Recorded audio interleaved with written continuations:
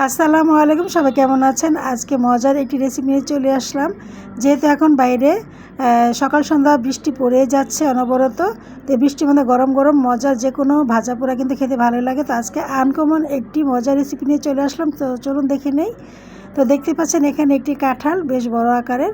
তো এই কাঁঠালের ভিতরে যে মোচা বা অনেকে এটাকে মানে যে নামে চিনে থাকেন, এই কাঁঠালের ভিতর এই জিনিসটা দিয়ে আমি আপনাদেরকে মজার একটি রেসিপি তৈরি করে দেখাবো। তো কাঁঠালটা থেকে আমি এটা বের করে নিলাম, নিয়ে এখন আমি একটি বটির সাহায্যে মাঝখান দিয়ে টুকরো দিয়ে দিব, কারণ যেহেতু এটা অনেক বেশ বড়। তারপর আবারও আমি একটা টুকরো দিয়ে মাঝখান দিয়ে আমি যেভাবে আমরা কচু কাটি সেভাবে কচু কাটা করে নিব, একটু মজা করে নিলাম আর কি।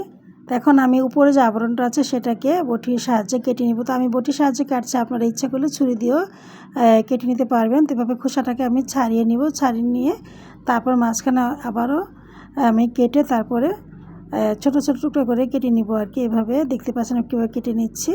তো এর ভিতরে মোটা একটু আঁশ হয়ে গেছে, সেই আঁশগুলোকে আমি টেনে টেনে ফেলে দিয়ে তারপরে আমি এগুলোকে এভাবে কেটে নিব ছোট করে।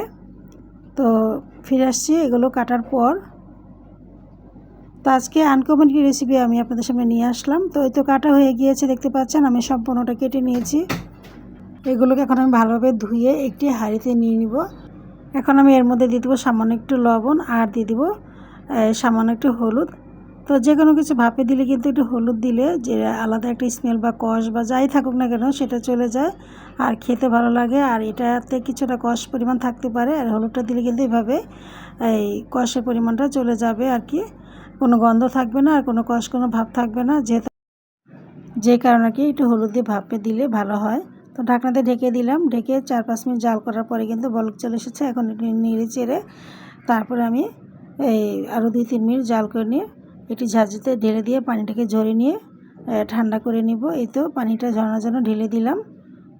তারপরে এটি ব্লাইন্ডারে জারে আমি এই কাঁঠালের যে মোচা বা ভিতরের অংশটা সেদ্ধ করে সেটা নিয়ে নিলাম, নিয়ে এর মধ্যে আমি এখন দিয়ে দিব আগে থেকে ভিজিয়ে রাখা মুসুরি ডাল এবং খেসারি ডাল। এখানে আমি দুটি মিলে প্রায় 1 কাপ পরিমাণ নিয়ে নিয়েছি। এগুলোকে আমি ব্লেন্ডারে জারে দিয়ে দিলাম। তারপর আমি এখন দিয়ে দিব এখানে কিছুটা চিকেনের টুকরা, এই যে ফার্মের মুরগির যে বুকের অংশ থাকে সেখান থেকে কিছুটা মাংসের টুকরা বা চিকেন টুকরা আমি এর মধ্যে ছোটো করে কেটে দিয়ে দিলাম। দিয়ে এখন এগুলোকে ব্লেন্ড করে নিয়ে নিলাম। এখন এগুলোকে একটি পাত্রে আমি ঢেলে নিব। দেখতে পাচ্ছেন একদম ব্লেন্ড করে নিয়েছি। এগুলোকে ঢেলে নিলাম একটি পাত্রে।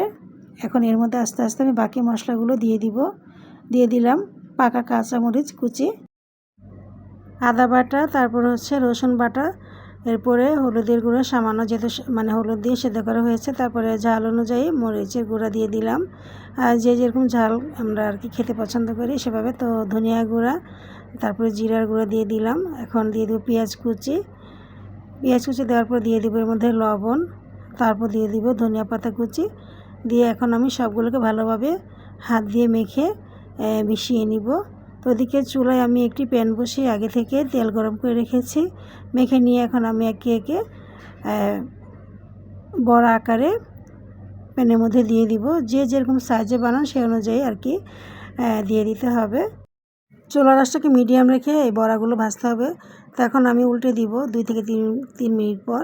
এভাবে আবার চেপে দিব আর কি, উল্টে দিয়ে আবার আমি 2 থেকে 3 মিনিট পর উল্টে পাল্টে এগুলোকে ভেজে নেব। প্রায় 4 থেকে 5 মিনিট এইগুলো ভাজলে কিন্তু ভাজা হয়ে যাবে। এতে উঠিয়ে নিলাম, উঠিয়ে একটি ভেঙে খেয়ে ফেলেছি অলরেডি। তো মাশাআল্লাহ এত মজা হয়েছে। কাঁঠালের ভিতর অংশ দিয়ে যে এত মজার মানে বড়া বা পাকোড়া হয় বা পেঁয়াজের মতো বলা চলে, তো অবশ্যই একদিন বানিয়ে খেয়ে দেখবেন, আশা করি ভালো লাগবে। এই কাঁঠালের দিন থাকতে কিন্তু এগুলো বানাতে হবে। আর এগুলো কিন্তু যেভাবে আমি মানে সিদ্ধ করে নিয়েছি সেভাবে কিন্তু পানি ঝরিয়ে বক্সে করে রেখে দিলে কিন্তু আমরা যে কোনো সময় বড়া বা পাকোড়া ভেজে খেতে পারবো। তো আজকে এই পর্যন্ত, আবার আসবো নতুন কোনো মজার রেসিপি নিয়ে। সেই পর্যন্ত ভালো থাকুন, আল্লাহ হাফেজ।